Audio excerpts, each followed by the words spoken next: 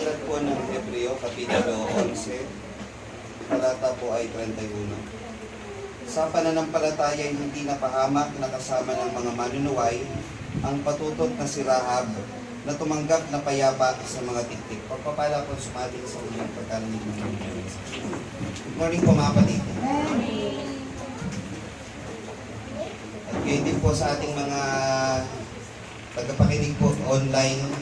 Nakaano po tayo mga kapatid. Live po tayo. Para kasama na rin po yung ating public evangelism. Para po yung ating pangangaral ay hindi lamang po sa lokal po nito, kundi hanggang sa lahat po na mararating po ng social media. Kaya magandang umaga po sa inyo lahat mga kapatid. At sa totoo lang po, hindi po magkasalang ngayong araw na ito na hindi makarating ng tama sa oras. Akala ko po kasi alas 9. Naghahawi ko, dahan ko na lang para kasi mainit ang panahon, makapagpunas-punas pa pagdating. Pagdating ko ng alas 8 po pala simula. Buti hindi po ako alas 9 nagpunta. Kung hindi, dadating po ako. Tapos na yung nagbimensahe siguro, kung may mensahe na. Tapos traffic po dun sa bandang, sa Mateo, sa municipio. Kaya, kinabahan po talaga ako sa ikutin lang. Sa tulong at gabay ng Panginoon pa rin ang gumawa. Na makarating po yung lingkod po ng ligtas. At magandang umaga po muli sa inyo lahat at sa ating pong mga panawin. May panawin po ba mga kapatid? Isa? Good morning po. Ako po ay papakilala po dahil meron po tayong panawin. Ako po yung si Brother Lester Castro po. Manggagawa po sa lokal ng Kupang Antipolo. At ang huling dalawang po dito, palagay ko taon na rin po ulit ang nakalipas. At susubukan po natin ang inyong memorya. Ano po yung ating tinalakay nung huling tayo po ay Alala nyo si Esau at Jacob? Ayan, si Esau at Jacob. Ngayon po mga kapatid, ay may kinalaman po ulit sa konting kasaysayan po yung ating mensahe sa umagang ito. Hinango po natin sa aklat po ng Hebreo, Kapitulo 11, talatang 31. Isang talata lang po, ang sabi dito, sa pananampalataya, hindi napahamak na kasama ng mga manunuway ang patutot na si Rahab na tumanggap ng payapa sa mga tiktik.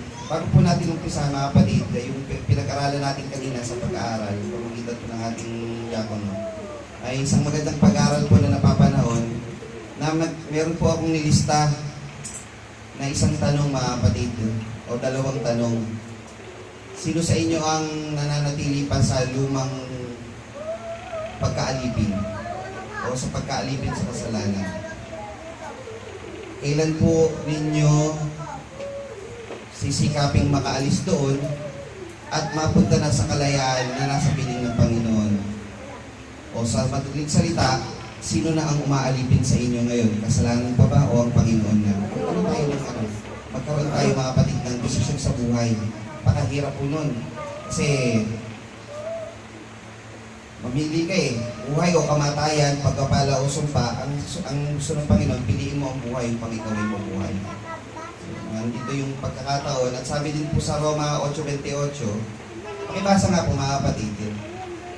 Ang sabi po, ito yung tinatawag na providence. Ang ibig sabihin ng providence, ito yung mga paraan ng Panginoon, iba't ibang mga kaparaanan ng Diyos, na ikaw hindi nakarating sa bahay dako na ito na aksidente. Ang Diyos ay may iba't ibang kaparaan, gumagawa siya ng paraan upang ikaw ay magkaroon ng pagkakataon na makilala siya na totoo. Pakibasa po, Roma 8:28. At nalalaman natin na ang lahat ng mga bagay ay nagkakalakip na gumagawa sa ikabubuti ng mga nagsisiibig sa Diyos. Yan, Sa makatuwid bagay, niya ang mga tinawag alinsunod sa kanyang nasa. Yan, salamat po. Sabi doon, nalalaman natin na ang lahat ng mga bagay ay nagkakalakip-lakip. So everything po na nangyayari, nagkakalakip-lakip yun. May gusto kasi ang Panginoon na mangyari. So kaya ka nakarating, may gustong mangyari sa iyo ang Panginoon. Hindi yun aksidente na ikaw ay nakarating po dito tayo. Gusto ng Diyos yun na makarating ka at magkaroon ka ng pagkakataon na makilala siya ng totoo. Dahil ang nais ng Diyos, tayong lahat maligtas at maalis doon sa pagkaalipin sa kasalanan. Ngayon po mga kapatid, ang ating mensahe ay may pamagat po na ang si Rahab at ang kanyang pananampalataya.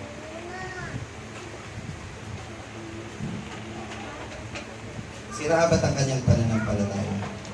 Dito po sa Hebreo 11, sa mga scholar po na ibang mga pangkati ng pananampalataya, kahit yung mga Christian schools, itong Hebreo 11, kabuuan po niyan, ang tawag ng mga scholar dyan, the chapter for the Hall of Faith. Sabihin, gawa tayong ilustrasyon. Sa Amerika, sa Hollywood, may tinatawag tayong Hall of Fame. Alam niyo yun? Yung kalsada na doon yung mga stars, kalsada, at saka yung pangalan ng artista o ng celebrity o kahit si Michael Jordan, yung mga ganon, yung mga sikat o mga bantog na tao. Hall of Fame. Ilalagay mo yung, ano doon, yung parang pinagputik o clay o semento, ibabakat mo yung kamay mo, saka yung paa mo, tapos ukita ng pangalan mo, tapos pipirmahan mo, tapos lalagyan doon star, pangalan. Michael Jordan. Diba? Michael Jackson. Ganon, artistang nando, mga sikat. Sa Amerika, meron din tinatawag na Mount Rushmore. Alam niyo yung Mount Rushmore?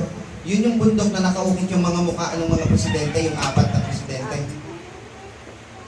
So pag tinignan mo, Mount Rushmore, makikita mo ito, mga mukha ng mga bantog na presidente ng Amerika yung 4. Yung kung nagpipiyata na dito sa Hebreo, nandito naman yung mga pangalan ng mga kilalang mga mananampalataya sa lumang tipan.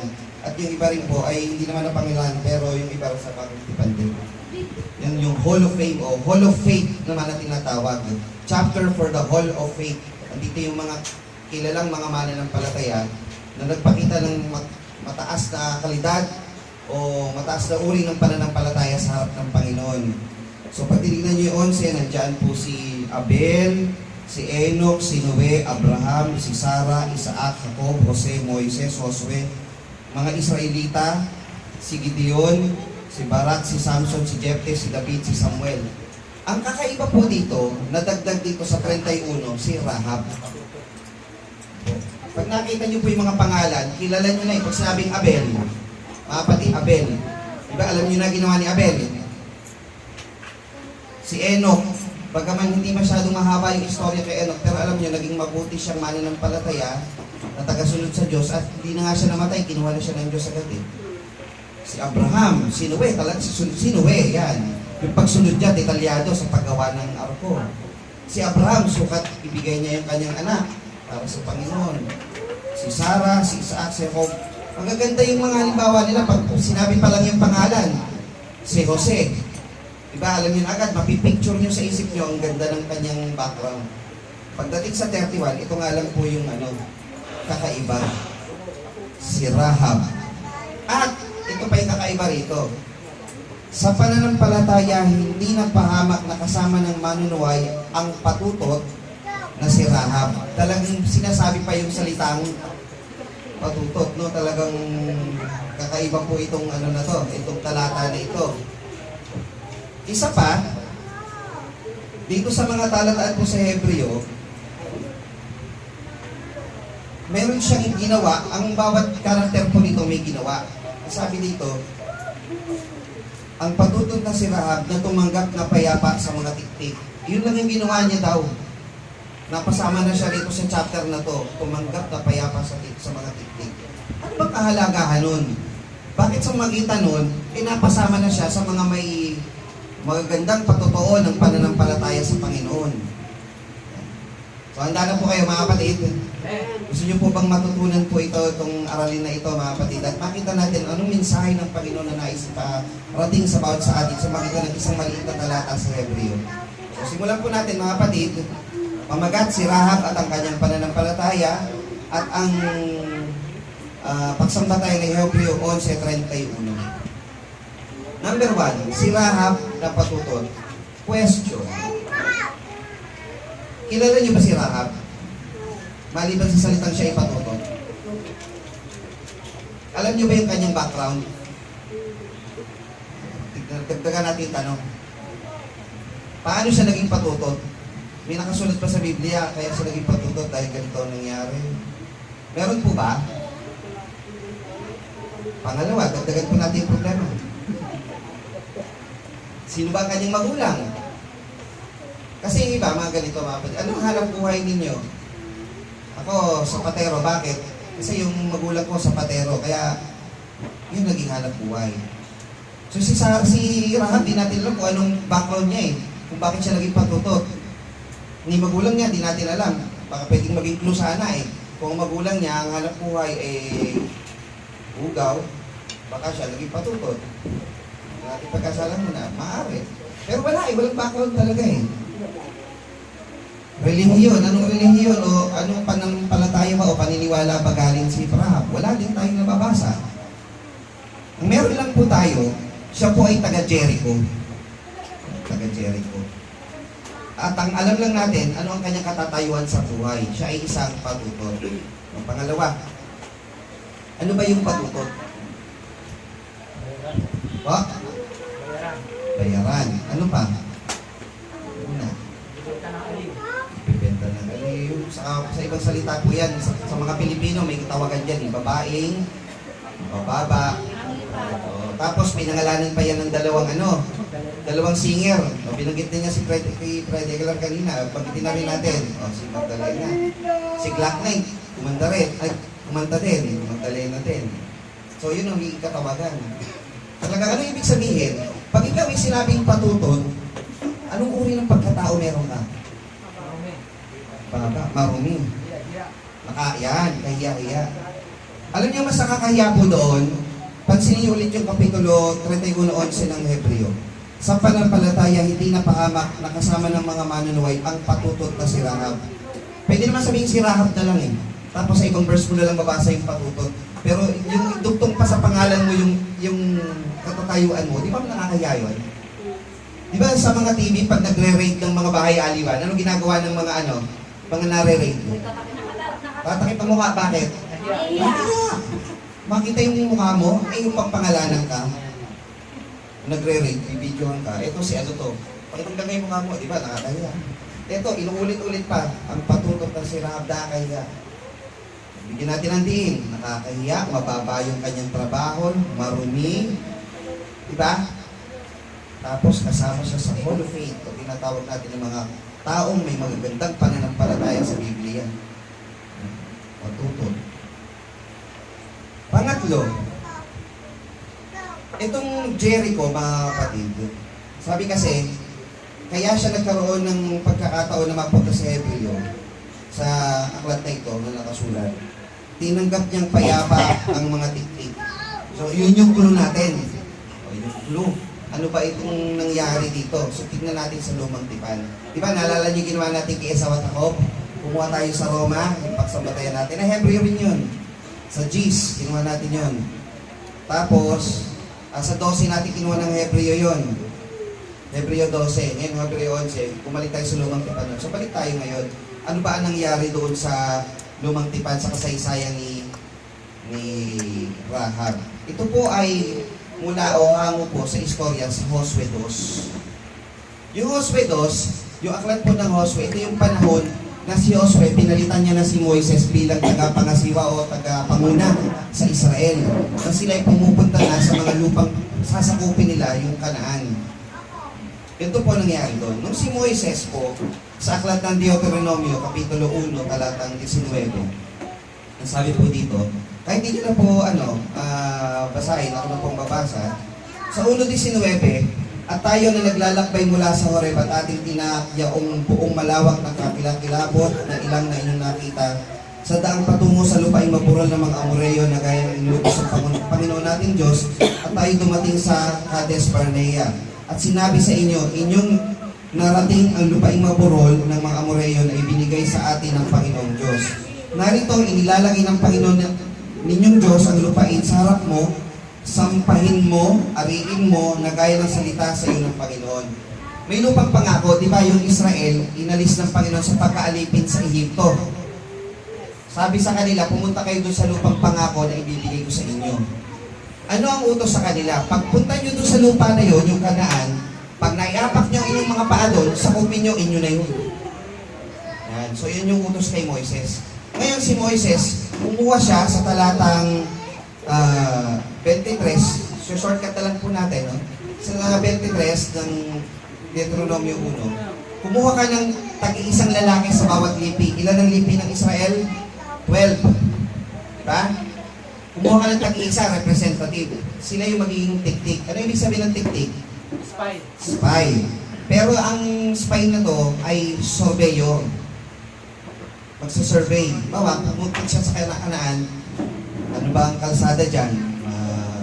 Mabato ba? Malubak? Saan tayo dadaan? Gaano ba kalawak yan? Paano natin sasakupin? Kasi utos ng Panginoon, sakupin natin. Siyempre, may planning din tayo. Di ba? Hindi naman pwedeng hindi tayo kahit paano mag-aanda natin sarili. So, punta sila, 12. Ngayon, itong 12, pagpunta doon sa kanaan, nag-survey sila, siyempre may nakita sila doon. Balik sila kay Moises. Pagbalik nila kay Moises, yung 10 sa 12 na yon, eto sinabi, 26. Gayunmay hindi kayo umakyat, kundi naghimagsik kayo laban sa utos ng Panginoon ninyong Diyos. At kayo'y dumaing sa inyong mga tolda at inyong sinabi, sapagkat pinaputuan tayo ng Panginoon at inilabas tayo sa lupain ng Ehipto upang tayo bigay sa mga kamay ng mga Amoreo upang tayo lipulin. Sabi nung 10, mas mabuti pa siguro na tayo nandito na lang sa Ehipto. Pupunta tayo doon, mamamatay lang tayo ron. Bakit? Saan tayo sasampa? Pinapang-lupaypay ng ating mga kapatid ng ating puso at sinabi, ang mga tao ay malalaki at matataas kaysa sa atin. Ang mga bayan ay malalaki at nakukutaan hanggang sa himpapawid. Ibig sabihin nakukutaan, may pader. Alam niyo yung boundary ng isang syudad? Ito, pader. Ito lang tayo, kaliliit na tao, ganyan lang kaliit. Ito, pader to.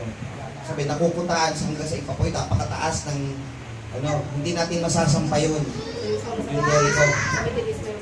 Ganyan. Tapos yung syudad, yung mga bahay, nasa loob nun. Di ba kaya nga yung mga napapanood dati sa TV, nag-ano sila ng hagdanan? Tapos umakyat sila doon, tapos yung mga nasa taas, pinapalo nila pababa yung mga yung mga nananakop, na pipicture nyo na, habang malayo, pinapaana na nila. Hindi natin kaya sakupin. Pangalawa, tingnan nyo yung mga anong klase ng mga tao to. At doon aming nakita ang mga anak ng mga Aneseo, yung anak ng Anakim. Ano yung mga anak ng Anakim? Malalaking tao to. Sabi po doon sa katunayan, mga kapatid, gaano kalaking tao. Kayo po bumasa sa Deuteronomio 3:11. Para mabilis. Gaano kalaking tao itong mga Aneseo. Kaya itong mga yung 10 na tik-tik, natatakot na huwag natin ituloy. Matataas ang pader nila. Malalaking mga tao, malalakas na mga tao to. Yung basa. Sapagkat si Og lamang na hari sa Basan ang nalalabi sa natira sa mga Refaim. Narito, ang kanyang higaan ay higaang bakal. Wala ba ito sa raba ng mga anak ni Amon? 9 na siko ang haba niyaon at 4 na siko ang luwang niyaon. Ayon sa siko ng isang lalaki. Kita niyo mga kapatid. 9 meters.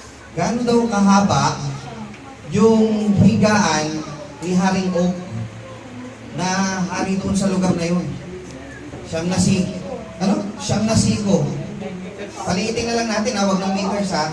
Kung isang siko ito hanggang dito, paliitin na lang natin, ganito na lang. O yan. Siyam na ganito. Mahaba pa to sa 1 foot, di ba?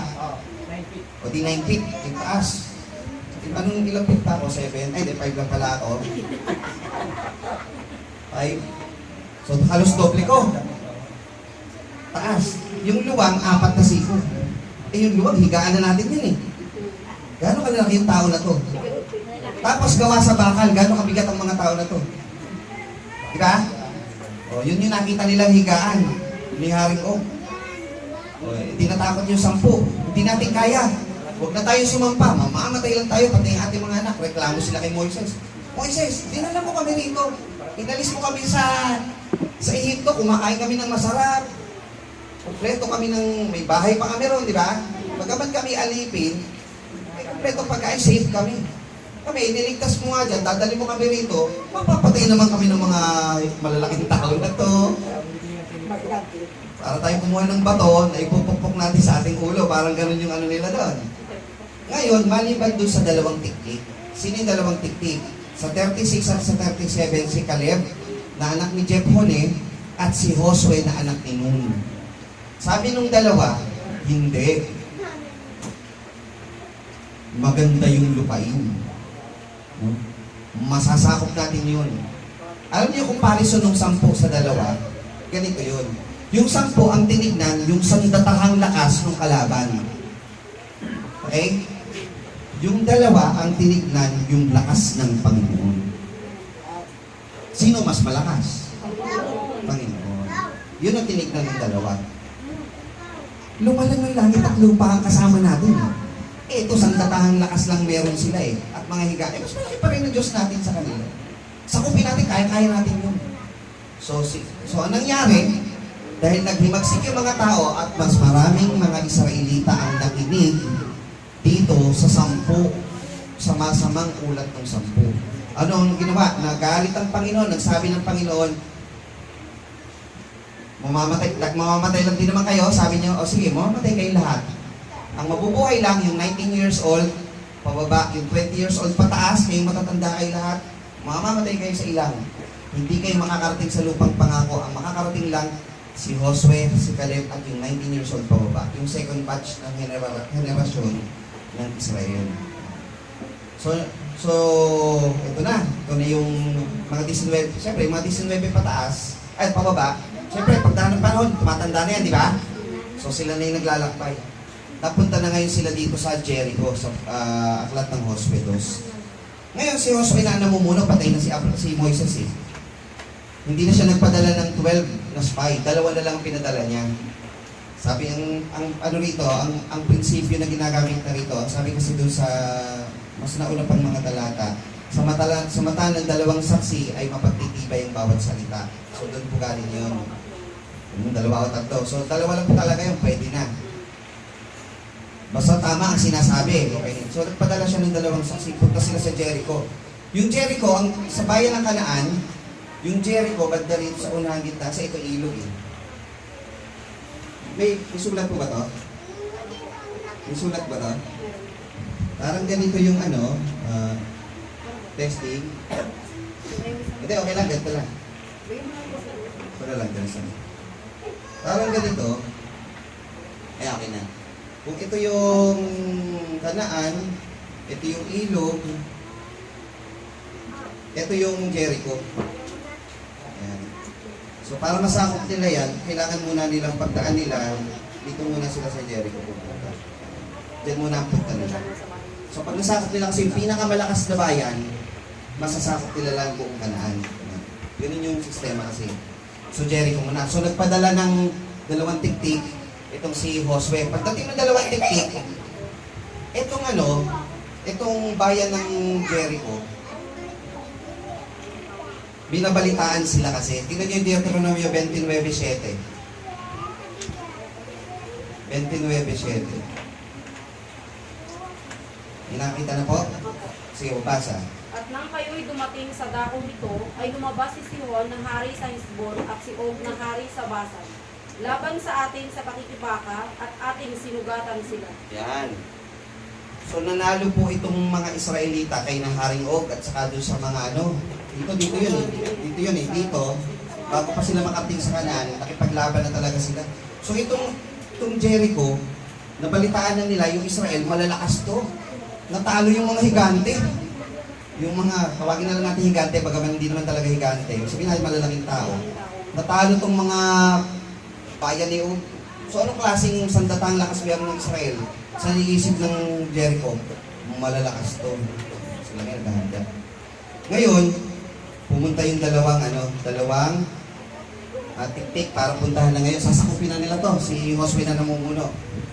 Josue 2:1. At si Josue na anak ni Nun ay nagsugong lihim mula sa siting ng 2 lalaki na pinakatiktik at sinabi, "Yumaon kayo, inyong kilalanin ang lupain at ang Jericho," at sila yumaon at pumasok sa isang bahay ng isang patutot na ang pangalan ni Rahab at nakituloy doon. Si Rahab, pagpasok ng dalawang tiktik, alam niyo yung mga bahay na alam niyo yung mga bahay ng mga mahihirap, yung ito, pader ng gobyerno. Tapos yung 3 haligi mo lang ang nakatungtong do. Pero ito, nakikipader, alam niyo yan? Ganun yung bahay kasi ni Rahab eh. Parang ibang bahay naman, ang bubungan namin mamahalin, milyones. Kasi bubong namin yung tulay. Yung flyover, yung nakatira sa flyover. Yung haligi ng bahay ni Rahab, mamahalin din yun, saka matibay yun. Kasi nakikipader sila dun sa pader ng ng Jericho eh. So doon sila napunta sa bahay ni ni Rahab. Ngayon, ito nangyari naman.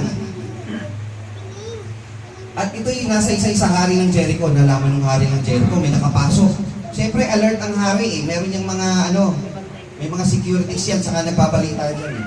At sinabi narito, may mga lalaki sa mga anak ni Israel na pumasok dito hanggang sa gabi upang kilalanin ng lupain. At ang hari ng Jericho ay nagsugo kay Rahab na sinasabi, ilabas mo ang mga lalaki na parito sa iyo na pumasok sa iyong bahay sapagkat sila'y naparito upang kilalanin ng buong bayan. So, na. Medyo sigurista tong hari eh. Masakop tayo hindi natin alam. Oo, sinasurvey na pala tayo. Pinapunta. At pinagsama ng babae ang dalawang lalaki at kinubli. So sinabi ni si Rahab daw, kinuha yung dalawang lalaki, itinago. At sinabi niya, oo, ang mga lalaki na parito sa akin, ngunit hindi ko talastas kung sila'y taga saan. O Rahab, may napunta bang lalaki dyan? Oo, may naparito sa akin. Pero hindi ko alam kung nasan sila. Yan. Kung sila'y taga saan. At nangyari sa oras ng pagsasara ng pintuang bayan, nang madilim na ang mga lalaki ay lumabas, hindi ko talastas kung saan naparoon ang mga lalaki niyon. Habulin ninyong madali sila sapagkat inyo sila nga abutan. Sabi ni Rahab doon sa mga naghahabol, pasarado na yung pintuang bayan. Nakalabas na. Habulin nyo, malapit pa yun. Mga abutan yun. Siyempre, maniwala naman. Sige, habol sila yun. Ngunit kanyang isinampas sila sa bubungan at ikinubli sa mga puno ng lino na kanyang inilagay na maayos sa bubungan. Yung puno ng lino, yung stocks of flex, tawag po dyan. Para po yung dayami, pero mga ganyang katataas na bungkos. Ginagawang langis din po yun. Ganon. Pinapunan sila sa bubungan para maitago. At hinabol ng mga tao sila sa daan patungo sa Jordan hanggang sa mga tawiran. So nakalabas na raw hanggang sa ilog ng Jordan, hanggang sa tawiran. Hinabol pa rin. But wait, wala naman silang hinahabol. Hanggang sa tawiran at pagkalabas ng humahabol sa ngalat, kanilang sinarahan ang pintuang bayan, saka sinarahan. At hinabol ng mga tao sila sa daan. Ayan. At bago sila nahiga, ay sinampan niya sila sa bubungan. Sumampa si Rahab sa bubungan. At sinabi niya sa mga lalaki, talastas ko na ibinigay sa inyo ng Panginoon ang lupain.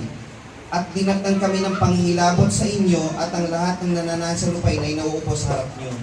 So ito pala yung nangyari doon. Yung ulat ng 10, natatakot sila na baka pagpunta doon, patayin sila. Pero ang totoo pala, ito palang taga Jericho, ang natatakot na baka tayo'y puntahan ng mga Israel, uupos daw sila sa takot. Bakit? Sapagkat aming nabalitaan kung paanong tinuyo ng Panginoon ang tubig na dagat na mapula sa harap nyo nang kayo lumabas sa Ehipto at kung ano ang ginawa ng dalawang hari ng mga Amoreo na nangasa takoro ng Jordan kay Sihon at kay Og na inyong lubos na pinuksa. So nabalitaan kasi nila. So nakita nyo? Oo, natalo ng Israel ito. So nabalitaan namin, so delikado. Kasi pag ang Israel pumuksa, lahat po yun patay. Mula bata, babae, pati hayop, patay po. So kami, pag tayo dinaanan ng mga Israel at sinakop, patay din tayo lahat. So delikado itong mga taga-Israel to. Bakit? Kasi meron daw silang Diyos, sabi, kasama daw nila yung Diyos. At pagkabalita namin ay nanlumuo ang aming puso na walang diwa na naiwan sa kaninumang tao dahil sa inyo. Sapagkat ang Panginoon ninyong Diyos ay siyang Diyos sa langit sa itaas at sa iba, sulupa sa ibaba. At pansinin niyo mga kapatid, si Rahab, nabalitaan lang niya na may Diyos itong Israel. Ilan yung kinikilalang Diyos ilang Diyos yung alam ni Rahab na kinikilala ng Israel? Na ang Panginoon ninyong Diyos, hindi Panginoon, mga Panginoon yung Diyos, hindi eh. Isa lang eh. Ang Panginoon ninyong Diyos, sa itaas at sa ibaba sa lupa, isa lang yung kinikilala. So isa lang po yung tatakot na sila doon. Ngayon nga, sinasama ko sa inyo, sumumpa kayo sa akin sa pangalan ng Panginoon. Ginamit na niya yung pangalan ng Diyos na kinikilala ng Israel.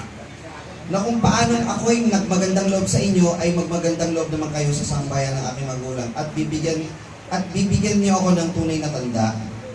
At yung ililigtas na buhay ang aking ama at ang aking ina at ang aking kapatid na lalaki at babae at lahat na lang tinatangkilik at inyong ililigtas kaming buhay sa kamatayan. At sinabi ng mga lalaki sa kanya, ang aming buhay ay ilalagak namin sa inyo. Kung hindi ninyo iahayag itong aming pakay, at mangyari na pagka ibinigay sa amin ng Panginoon ng lupain, kami ay magmamagandang loob at magmamatapat sa inyo. Ganito po, sabi ni Rahab, si Rahab kasi medyo sigurista rin. Di ba nagmagandang loob ako sa inyong dalawa? Oo. Magmagandang loob din kayo sa akin. Iligtas ko kayo, iligtas nyo rin kaming buhay. Hindi lang ako. Yung pamilya ko, tinatangkilik. O, ang sagot ng dalawa? O sige, tutupad kami. Hindi kami lilipat sa pangako na ito sa ating kasunduan. Pagka naibigay sa amin ng Panginoon ng lupain na ito, tutupad kami sa kasunduan natin. Di ba? Ganun eh. Mananatili kayong buhay. Basta wag nyo lang ipagsasabi na kami nagpunta rito na yung pakay namin, nag-survey kami. Hindi, parang nag-espiya ka sa spy din. Di ba? Nang magkagay, kanyang pinababa sila sa magitan ng isang lubid sa Dungawan, sapagkat ang kanilang bahay ay nasa kuta ng bayan. O yan, di ba? Ang kanilang bahay ay nasa kuta. Yung kuta, yung pader. At siya'y tumatahan sa kuta. At sinabi niya sa kanila, pumurong kayo sa bundok, baka kayo abutan ng nangahabol sa inyo at kayo magkubliro ng 3 araw hanggang sa magsibalik ang mga nangahabol at pagkatapos ay makayayaan kayo sa inyong lakad. So, nandun sila sa loob ng Jericho, so mabundok muna, 3 araw stay kayo doon. Pag nakabalik ka, wala na yung mahabol, saka kayo lumabas. Diba? 3 araw, sinafety niya yung dalawang tiktik o dalawang surveyor o spy. At sinabi ng mga lalaki sa kanya, kami ay hindi magpapakasala sa sumpang ito ng inyong pinasumpa sa amin. So, kami ay tutupad. Diba? Kumbaga, kahit babae ka, tawag doon a man's word o word of honor natin. Narito pagka kami pumasok sa lupain ay inyong itatali itong panaling pula sa dungawan ng inyong pinagbabaan sa amin at inyong pipisanin sa inyo sa loob ng bahay ang inyong ama at yung ina at yung mga kapatid at ang buong sangbahayan ng inyong ama. So ganito po. Ang mga bahay kasi doon, halos pare-pareho, hindi katulad sa atin pagka nakita nyo yung bahay, iba-iba, di ba? May 3 floor, kulay. Sa atin, yung iba yung pader, may palitada, may hindi. May gate, may wala. Sa kanila, halos pare-pareho yan. So, ito po yung sabi ni yung dalawang spy. Maglagay kayo ng taling pula sa dungawan ng inyong bahay. Ito kasi yun. Pag nagkaroon ng gera, itong dalawang spy, magpipilin sa Israel. Sasakupin natin itong Kanaan. Una sa Jericho. Lahat yan, pupuksain natin. Pero may yung kayong isasalba na isasave o iiwasang bahay. Wag yun. Yung may panalig pula, yung palatandaan natin. May tanda. Siyempre. Yun lang panandaan natin. Lapasan nyo yun o basta iwasan nyo yun. Lahat, puksain nyo na. At mangyari na sino mang lalabas sa mga pintuan ng bahay ng lansangan ay mabububo sa kanyang ulo ang kanyang dugo at hindi namin magiging kasalanan. Manatili kayo sa loob ng bahay. Walang lalabas. Pag may lumabas dyan, hindi namin kasalanan yun. Tama po ba? Maganda ba yung kasunduan? Malinaw? Lalabas. Pag lumabas kayo, patay. Hindi namin kasalanan yun. Ang usapan natin, ililigtas ko kayo sa bayan, pero kailangan nasa loob kayo ng bahay. Bakit di naman kayo makikilala eh? Ang makikilala lang ng sandatahang lakas ng Israel, yung nasa loob ng bahay na may tandang pulang matalik. Ngunit kung inyong ihayag inyong ang aming pakay ay hindi namin ipagkakasala ang pagkasumpa sa iyo na inyong pinanumpa sa amin. At kanyang sinabi, ayon sa inyong sinalita, 21, take note nyo po ito. At kanyang sinabi, si Rahab, ayon sa iyong sinalita ay siya nawang mangyari at kanyang pinagpaalam silang yumawon at kanyang itinali ang panaling pula sa dungawan. Tinali agad. Tinali agad. Hindi na nagano. At sila yumawon at taparon sa bundok at tumahan doon ng 3 araw hanggang sa nagsibalik ang mga nangahabol at hinanap sila ng mga habol sa daan ngunit hindi sila nasumpungan. Sabi nakalagpas na yung dalawa nakauwi na. Ganda ng istorya, ano po, magandang gawing ano to eh. Pelikula to eh. So, anong kahulugan po nito mga kapatid? Bakit po natin inano yung kasaysayan ni Rahab sa panglinggong gawain mga kapatid? Kukwento lang po ba tayo ng isang pangyayari sa Biblia o meron pong, sabi nga kanina sa Roma, may dahilan din ng Diyos bakit naisulat ito sa Hebreo at ito'y mailagay sa Biblia upang ating masubaybayan at ating mapansin mapag-aralan. Anong mensahe na nais parating sa atin ng Panginoon? Sabi po dito sa Hebreo, balik po tayo, Hebreo 1:1, pinakaumpisang talata po ng napakagandang kapitulo ng Hebreo ito. Ngayon, ang pananampalataya ay isang kapanatagan sa mga bagay na hinihintay, ang katunayan sa mga bagay na hindi nakikita. 6. At kung walang pananampalataya, ay hindi maaaring maging kalugod-lugod sa Kanya, sapagkat ang lumalapit sa Diyos ay dapat sumampalatayang may Diyos at Siya ang tagapagbigay ganti sa mga sa Kanya ay nagsisihanap. Kailangan daw ang tao may pananampalataya. At sa pananampalataya, dapat ang pananampalatayang ito ay nakatuon sa Panginoong Diyos. Diba? Dapat pag hinahanap mo ang Diyos, nasa Kanya ang pananampalataya mo. At si Rahab ay nagpakita ng ganitong pananampalataya. Ano ang matututunan natin sa pananampalatayang ginampanan ni Rahab? Una, 2:4 ng Josue. Basahin po ninyo. Dito na po kayo magbabasa ngayon. Josue 2:4. Mga binasa na natin ito kanina. Hihimay-himayin na lang po natin yung nasa kapitulo. Basa. At ipinagsama ng babae ang dalawang lalaki at ikinubli. At sinabi niya, oo, ang mga lalaki na parito sa akin, ngunit hindi ko talastas kung sila ay taga sa akin. Yan, number 1. Number 1 po dito, si Rahab ay kumilala sa mga tao ng Diyos. Alam niyo mga kapatid, tayo, hindi natin kasi, mayroon ba tayong kakayanan ngayon na makausap ng direkta ang Diyos? Sasagot siya sa iyo sa panalangin direkta. Hindi. Pero, ibig sabihin, may kakayanan ba tayong talagang kumausap sa Kanya direkta na makipag, Hindi na. Lord, ito bang kausap ko, ito na po yung tunay na tagapangaral sa akin. Puro doubt ang mangyayari sa iyo eh. Kung ganun ang gusto mong mangyari na sumagot ang Diyos, o etong si brother ganito ang pakinggan mo. Di ba? Ang tanging kaparaanan ng Diyos para makilala natin ng isang tagapangaral kung ito'y sa Diyos, ay sa magitan ng Biblia, kung totoo ba ang sinasabi niya. Ngayon, gano'ng katotoo na itong dalawang spy na ito ay tao ng Diyos dahil sila ay galing sa Israel at ang kinikilalang Diyos ng Israel, yung makapangyarihang lumikha ng langit at ng lupa, na nagbigay ng patotoo, nagpa-awi ng dagat na pula, di ba? Iniligtas sila sa mga bawat labanan. So marami ng nagbigay ng patotoo na ang kinikilalang Diyos ng dalawa na ito ay yung tunay na Diyos. So ito, galing sa Panginoon itong dalawa na ito. At tinanggap ni Rahab yun. Hindi kaya mga kapatid, bago tayo naging mananampalataya, yun nangangaral sa atin hanggang sa tayo nakarating sa ating kinabibilangang iglesia. Yun yung paraan ng Diyos na ipinigay sa inyo na taong magbibigay sa inyo ng pangangaral upang kayo mapaanib sa tunay na iglesia ng Panginoon. Anong katunayan? Biblia mga kapatid. Yung ipinangangaral natin na totoong aral ng Panginoon. Ano-anong mga aral na ito? Diba?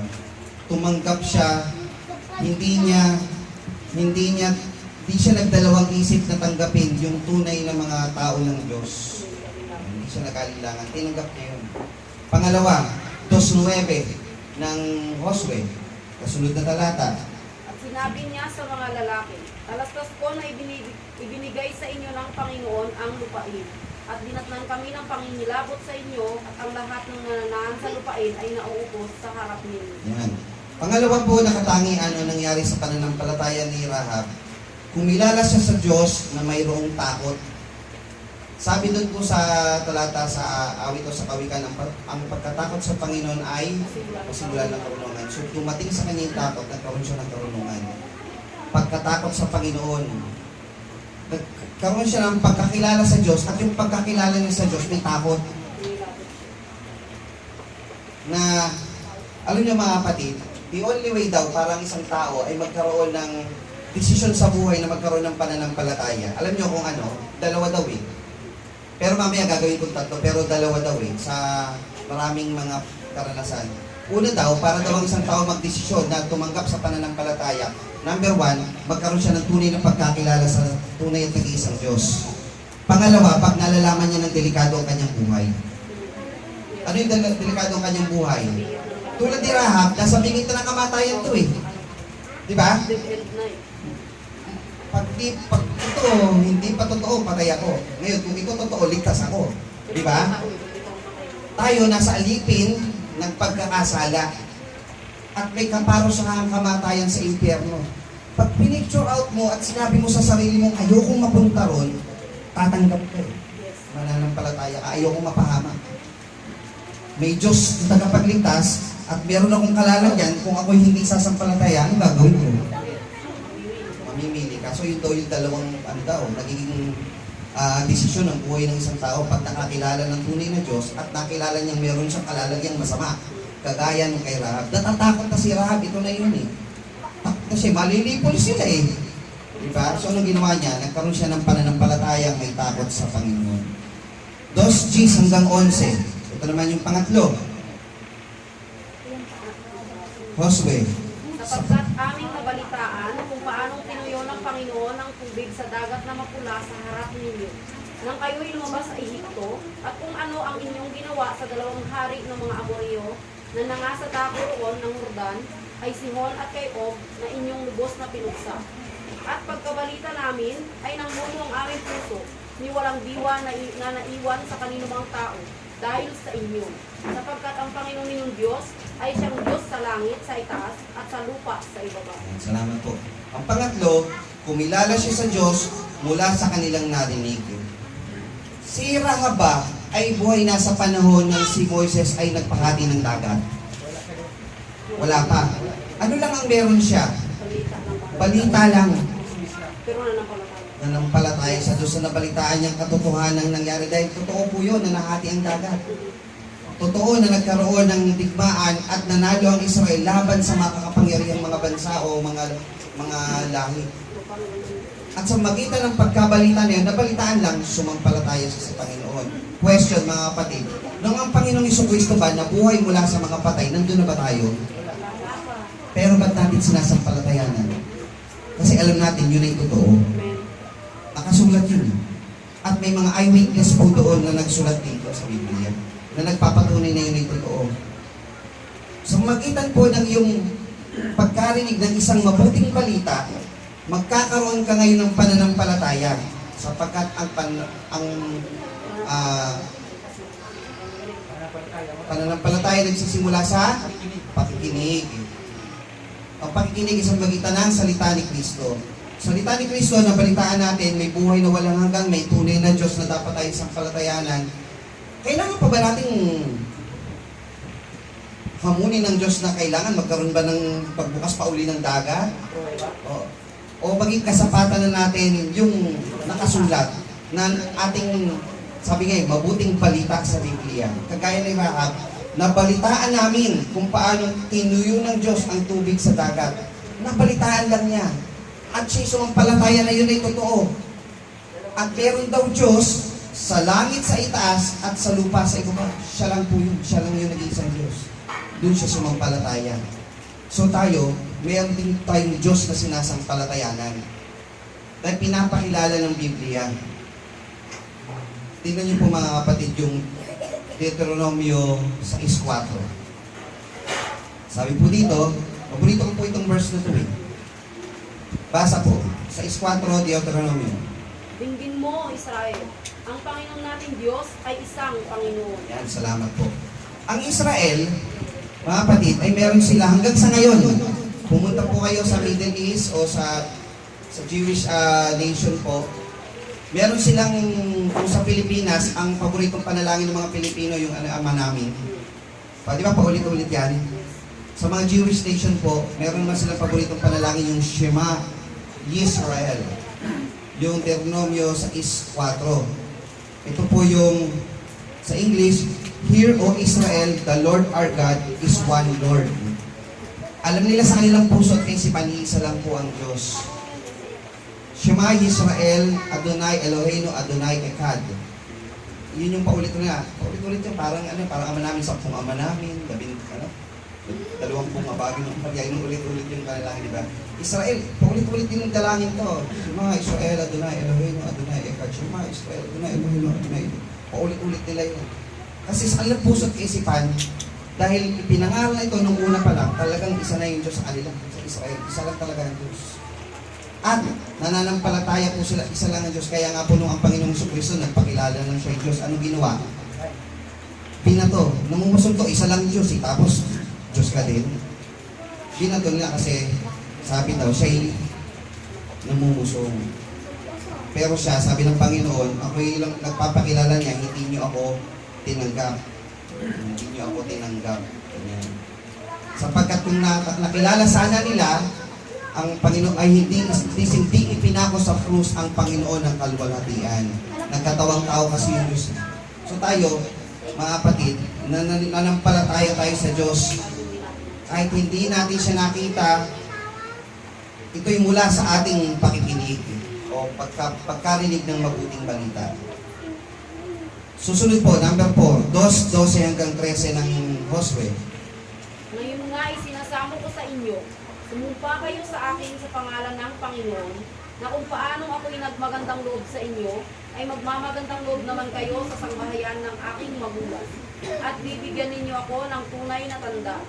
At inyong ililigtas na buhay ang aking ama at ang aking ina, at ang aking mga kapatid na lalaki at babae, at ang lahat nilang tinatangkilik, at inyong ililigtas ang aming mga buhay sa kamatayan. Ayan, salamat po. Ang number 4, mga kapatid, ito yung tinatawag na kumilala sa maaaring kagandahang loob na ibibigay ng Diyos sa kanyang sangbahayan, sa kanya at sa kanyang sangbahayan.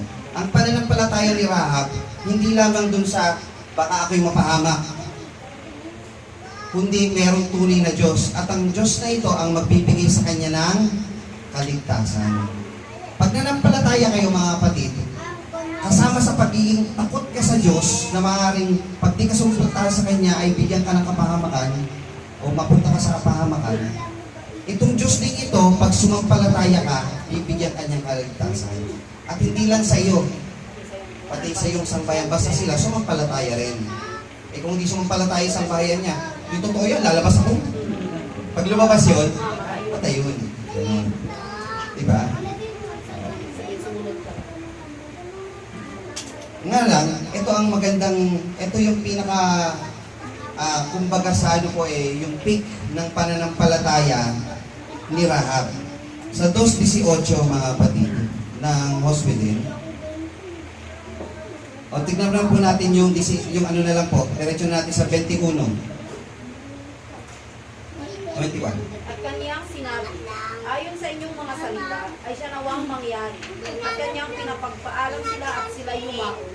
At kanyang itinali ang panaling pula sa dungaw. Yan, salamat po. Alam nyo yung ginawang pananampalataya ni Rahab, hindi nagpatumpik-tumpik. May pagsunod din. May pagsunod. Ang pananampalatayang walang gawa ay patay. Useless yung, may Diyos, makapangyarihan, magbibigay ng kaligtasan, ililigtas ako sa kapahamakan, pero kung wala kang gagawin sa iyong sarili, para makasunod sa kasunduan ng sinasabi ng Panginoon, may mangyayari po ba? O sige, nanampalataya ako, ililigtas nyo kami, pero hindi mo naman itinali yung panaling pula sa dungawan, di walang palatandaan itong mga Israel pag nananako. Ano mangyayari sa inyo? Patay din kayo. Ganun din. So sa atin, sa pananampalataya, mga kapatid, sabi, ang sumasampalataya at babautismuhan ay maliligtas. Hindi lang basta sumampalataya ka, anong gagawin mo? Pag sumampalataya, magbabautismo ka. Huwag mo nang hintayin yung siguro pagka Alala niyo yun kay Esau at Jacob? Ganito yung mga kapatid. Sabi, may mga tao ganito. Sige, babaguhin ko muna sarili ko. Kasi marumi pa ako eh. Babago muna ako, tsaka ako aanib sa inyo. Mga kapatid, hindi mo mababago ang buhay mo sa iyong ganang sarili. Ang Diyos ang magbabago sa buhay mo. Tanggapin mo siya.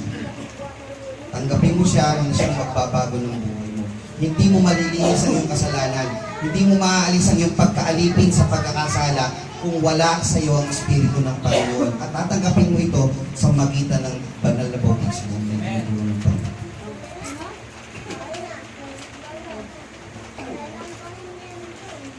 Tignan niyo mga kapatid yung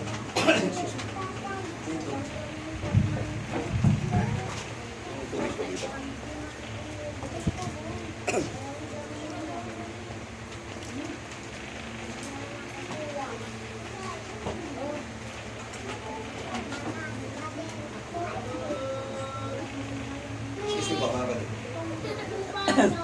Alam niyo po ba na itong sa nangyari sa Hosdoy, sa Pulang Panali, ay meron din pong kahawig ito sa Lumang Tipan pa. Sa aklat po na mga kapatid ng Exodo, naalala niyo yung 10 salot na ibinigay kay sa Egypto? Yung pang 10 salot, sabi, pag dumaan ay anghel ng kamatayan, ang sino mang bahay na walang pahit ng dugo sa pintuan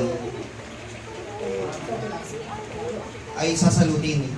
Yung may pahit ang lalampasan at hindi mamamatay. Pulang dugo. Galing po. Sa panahon ngayon mga kapatid, ano yung pula na kailangan meron ka para ikaw ay maging kahawig ng pagliligtas na ginawa dito sa Josue kay Rahab at sa kanyang sambahayan? Dugo ng ating Panginoong Jesucristo. Yung scarlet red na tinatawag. Ito, tawag dito, scarlet thread. Scarlet, mapula. Pulang dugo ngayon ang dugo ng ating Panginoong Jesucristo. Nasabi na kanyang pinili ng kanyang sariling dugo. Ang sabi pa doon sa Efeso sa 5, sapagkat ang lalaki ang pangulo ng kanyang asawa, gaya naman ni Kristo na pangulo ng kanyang iglesia, na siyang tagapagligtas ng katawan. Sino yung ililigtas? Yung katawan. Ilan ba yung katawan? Kapatid? Isa lang po yung katawan ng Panginoon. So, isa lang po ililigtas. Ang tanong, nandun ka ba sa katawan na yaon? Diba? Nga lang, ang tanong mga kapatid, nasa loob ka ba nun? Yan. Maraming pagkat yung pananampalataya na masasabi, kami yun. Pero ang magpapatunay po doon is yung tamang pagkakilala. Naalala niyo sa convention? Sabi ng Panginoon sa 2:13 ng Tito, na hintayin yung mapalad na pag-asa at pagkakilala sa ating dakilang Diyos at tagapagligtas na si Jesucristo. Na hintayin yung mapalad na pag-asa, our living hope, no? Mapalad na pag-asa at pagpapakita ng dakilang Diyos at tagapagligtas sa si Jesucristo. Tanong mga kapatid, ilan yung darating? Sabi kasi, dakilang Diyos at tagapagligtas at dalawa. Eh di mamili ka, sino doon sa dalawa? Mag-ingat kayo, baka magtampo yung hindi nyo pipiliin. Kasi yung dalawa na yun ay katangian ng nag-iisang Diyos na pinangalanan si Jesucristo. Kailangan nandun kayo sa iglesia na yun na kanyang tutubusin, na kanyang tinubos sa kanyang sariling tubo at kanyang ililigtas. Kaya nga pagdating po doon, sabi ko nga kanina sa Apokalipsis, mga kapatid, sa huling talata ng Apokalipsis 22. Sabi po dito, sinong hinihintay mo? Ang sumasaksi ng mga bagay na ito ay nagsasabi, oo, ako'y madaling pumaparito. Siya nawa, pumarito ka, Panginoong Jesus. Hintayin niyo ang mapalad na pag-asa at pagpapakita ng dakilang Diyos at tagapagligtas na si Jesucristo. Sino hinihintay mo? Pangalanan mo yung Diyos na hinihintay mo. Ako, pangangalanan ko mga kapatid, ang Panginoong Jesucristo.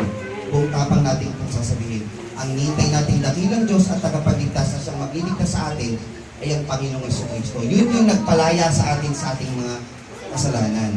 Ngayon, balikan natin itong ating pagsambatayan. Hebreo 11:31. Sa pananampalataya, hindi napahamak kasama ng mga manunuway ang patutot na si Rahab na tumanggap na payapa sa mga tiktik. Si Rahab, ito yung kalalagayan. Marumi, masama, mababa, nakakahiya. Mga kapatid, hindi natin alam anong background niya, hindi natin alam kung anong pinanggalingan niya, pamilya niya. Ako man, hindi ko alam ang background niyo bawat sa inyo. Hindi ko alam kung saan pamilya, anong hanap buhay niyo. Ano man ang ating mga kasalanan noon, hindi ko alam yan. Pero ang Diyos, Pero si Rahab, babae. babae ko si Rahab, patutog po siya. Hindi ko po alam ang iyong katatayuan. Pero ang Diyos, kahit gaano ka karumi, basta magkaroon ka ng pananampalataya, tatanggapin ka ng Panginoon.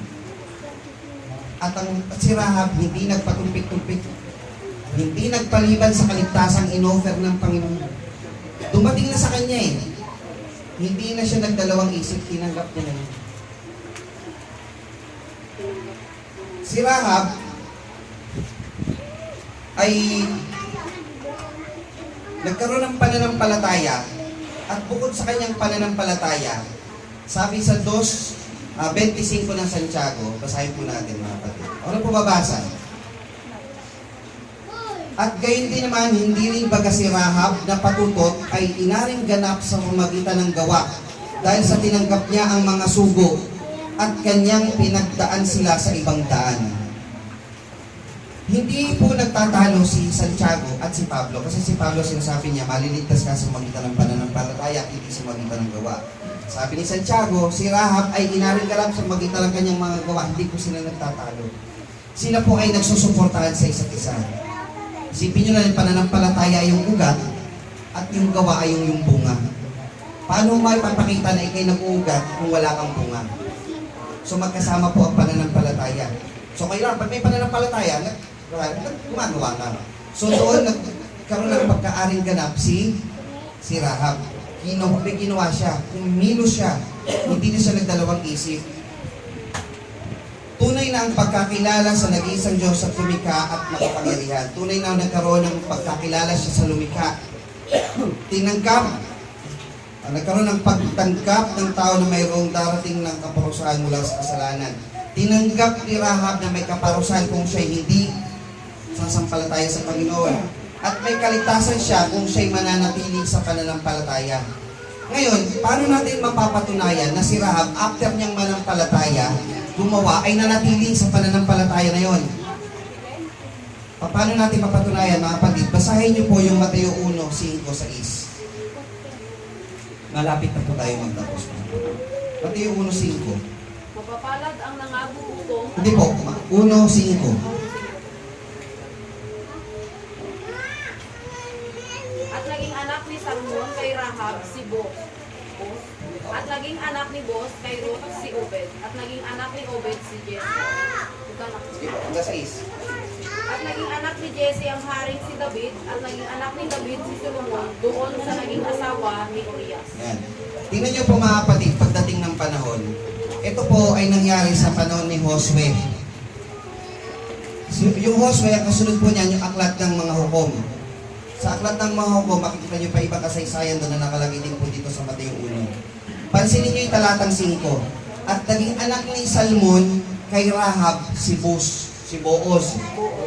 Si Salmon ay taga Bethlehem, Israelita. Ano pang asawa niya? Si Rahab. Si Rahab, sa kanyang pagbabagong buhay sa pananampalataya, hindi na siya patutot. Tingnan nyo, nawala na yung si Rahab na patutot. Wala na. Tawag sa kanya, si Rahab. At naging anak ni Salmon kay Rahab. So nagkaroon na siya ng asawa. Hindi na siya patutot, may asawa na siya, si Salmon.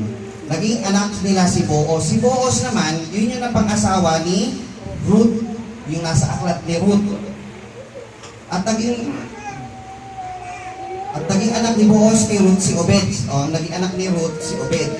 Si Obed, nagkaroon ng anak si Jesse. Ibang pangalan ni Jesse, si Isai. At naging anak ni Jesse ang haring si David. At naging anak ni David si Solomon at naging asawa ni Urias. Si David, naging anak si Solomon. So si David, naging lineage hanggang patungo sa kapanganakan ng ating Panginoong Jesucristo. Tingnan niyo yung naging ending ni Rahab. Mula sa isang maruming babae, maruming pagkatao, maruming hanap buhay, makasalanan, naging bahagi siya ng lineage o talaan ng lahi ng Panginoong Jesucristo. Ang ganda nun, di ba? Tingnan niyo yung pabagong buhay na nangyari. Kaya sabi ko, hindi ko alam ang inyong background. Pero kayo mga kapatid, pwede tayong maging bahagi ng pamilya ng Diyos. Gusto niyo po yung mga kapatid, papaano? Juan 1:12. Sabi po doon, datapwat ang lahat ng sa kanya'y nagsitanggap ay pinagkalooban niya sila na tawaging maging mga anak ng Diyos, ng karapatang na maging mga anak ng Diyos sa makatwid bagay ang mga nagsisisampalataya sa kanyang pangalan. So pag ikaw ay anak ng Diyos, kabahagi ka ng sangbahayan ng Diyos. Di ba ang sa Tagalog natin yung tawag pamilya ng Diyos, sangbahayan ng Diyos. Diba? Masaya po ba yung mga kapatid?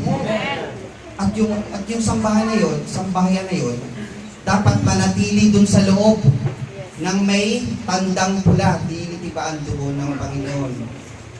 Huwag kayong lalabas. Mga kapatid, tama po ba?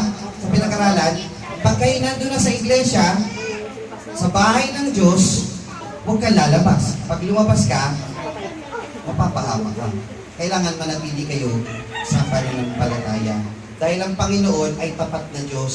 Tapat ang nangako. Ang nangako sa atin, sabi ng ating kapatid, tapat. Ibig sabihin, hindi siya magpapaliban. Gaya ng dalawang tiktik, tutupad sila sa pangako dahil ang kanilang Diyos na sinasampalataya ng tapat. At sa mga susunod na panahon, makita niyo pa sa mga susunod nating pag-aaralan, patuloy na tumutupad ang Panginoon sa kanyang pangako. At sa darating na panahon, mga kapatid, gaya ng ating mga pinag-aralan itong mga Inspiration Convention, tayo po mga kapatid ay manatiling panatag sa ating pananampalataya. Tayo manatili sa tunay na pagkakilala sa ating dakilang Diyos at tagapagligtas. Kaya nga po babasahin natin muli ang ating pagsambatayan sa ating pong pagtatapos.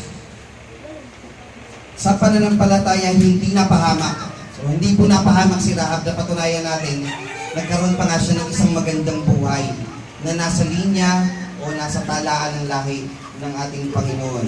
Hindi napahamak, nakasama ng mga manunuway. So kayo po ba, gusto nyo kayo kasama ng manunuway na nasa labas? Ayaw. Na tumanggap na payapa sa mga tiktik, tumanggap sa mga sinugo ng Panginoon.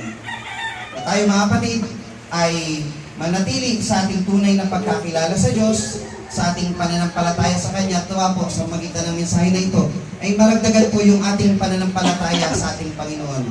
Maragdagan po ba tayo mga kapatid? Purihin ng Panginoon sa ating pong narinig, tayo po'y sama-samang tumindig at umawit po tayo.